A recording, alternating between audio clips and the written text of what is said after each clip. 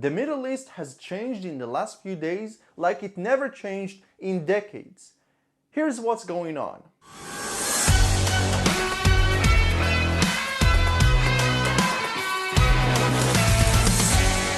Just real quick, I'm always posting videos here of the uncensored truth about Israel and the Middle East, and I invite you to hit the subscribe button and make me happy.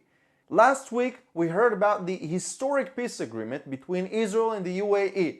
It is a historic breakthrough, not only because this is the first peace agreement with a Gulf country, but because Israel did not give up not 1 inch of land, in opposed to the previous peace agreements. The reaction to the peace agreements from the Israeli side was to celebrate it, as well as from the Emirati side, but there is a minority in Israel that is angry that it comes with compromising on sovereignty over Judea and Samaria. And I want to expand on that just in one moment. First of all, this peace agreement is a shocker to many Middle East experts, and I'll explain why. For decades, the Arab world was united against Israel, demanding to first solve the conflict with the Palestinians, and only then they will make peace with Israel. The Palestinians knew that they have this key that Israel needs in order to achieve peace with the Arab nations. And they enjoyed having this key because it made them feel important, vital to the region, and they felt like they had the upper hand. Throughout the years, Israel has made multiple peace offers to the Palestinians, including going back to the 67 lines, withdrawing from land, and other stupid solutions that don't really bring peace. I've always said that in my videos, that in my opinion, peace will come in return for peace. Land for peace doesn't work. And we've seen it in 2005 when Israel withdrew from the Gaza Strip, hoping to achieve peace with them. And what do you know? Do we have peace with them today? No. So it looks like that didn't go too well. Thankfully, Prime Minister Netanyahu has been pushing this policy for many years, that peace will come in exchange for peace. That's the only way to achieve real peace. Now, going back to the Palestinians, they said no to every peace offer that was brought before them. And it got the Arab world to start and realize that, hey, the Palestinians are not interested in having peace with Israel. Israel has been stretching its hand for peace, and they keep on rejecting it. The Palestinians force the Arab world into their own political agenda, and nothing comes out of it. So the Arab world started to realize that Israel is not the problem in the Middle East, but a crucial ally. Now hear what I'm about to say. Peace with the UAE is just the beginning. UAE Crown Prince Mohammed bin Zayed is not just the only one to think that Israel is a blessing to his country. He was just the first brave one in the Gulf to publicly acknowledge that by action. It's actually something that most of the Arab leaders in the Middle East think as well. They know that Israel is not spreading terrorism and murder. They know that Israel is not interested in conflict or murdering Arabs. It's actually Iran that is the problematic one. And one interesting note, Iran is actually good friends with the Palestinians. They support them in Gaza. They are always trying to recruit Palestinian spies in Judea and Samaria.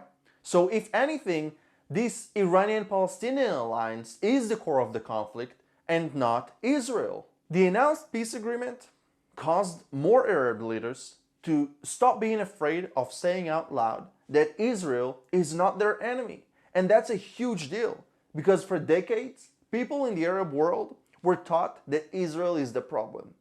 But we are seeing a change. Again, it's still a progress, but I saw an interesting tweet made by an Emirati blogger that said, "I ask Israelis to forgive me for hating them because I was told lies about you." And another tweet said, "Peace is good," again by an Emirati blogger, "Peace is good, but we both have radical minorities that we need to educate on how good peace is to our region." So this shift is absolutely mind-blowing. More and more Arabs are speaking up in public about their wish to have Israeli friends and peace.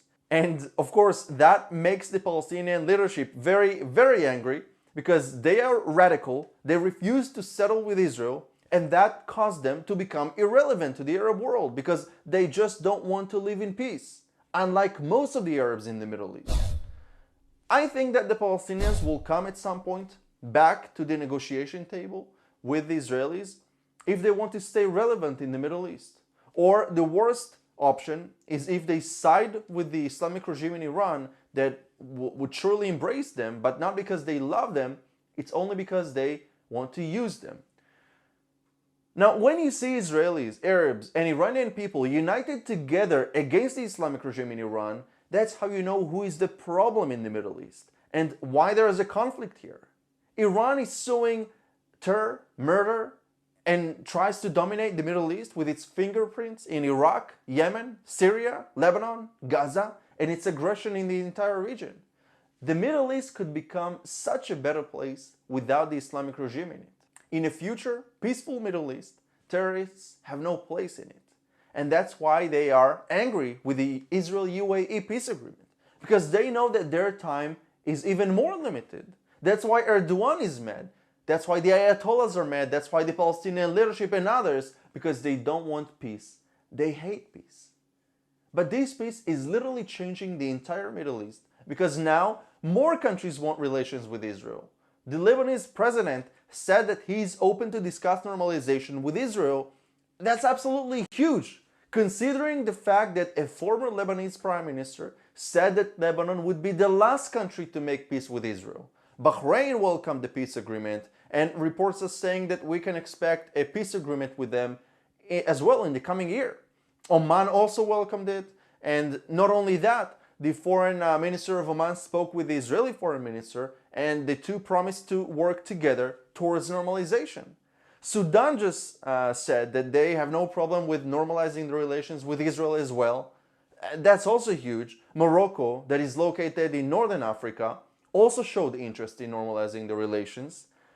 You have people in Saudi Arabia, the birthplace of Islam, publicly calling for peace with Israel, such as my friend Muhammad Saud.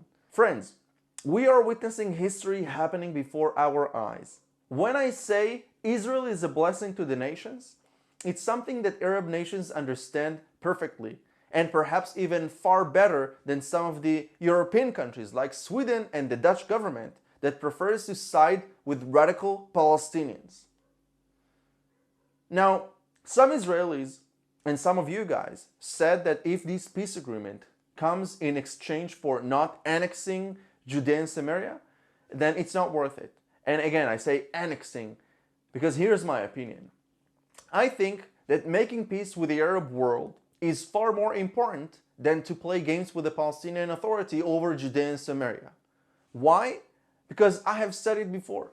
There is nothing to annex in Judea and Samaria. It has been under our dominance since 1967, and obviously we were here thousands of years ago.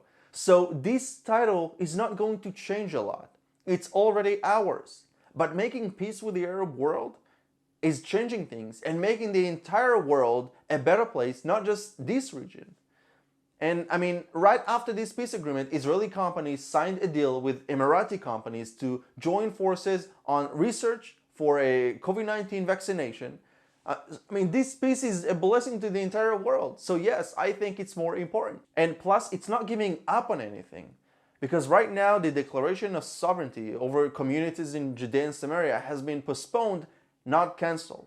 And you know, that is happening in order to let the Palestinians align themselves with the peace plan and come to negotiate, because after all, they live here among us. It's impossible to ignore this fact. We want peace with them. We want to end the conflict, but we also don't want them to think that they have the key to regional peace, because they don't.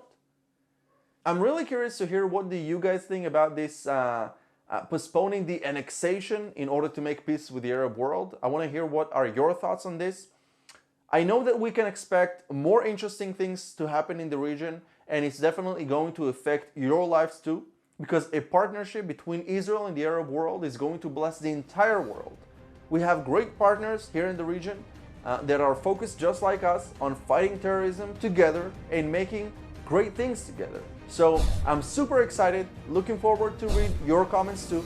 Shalom from Israel.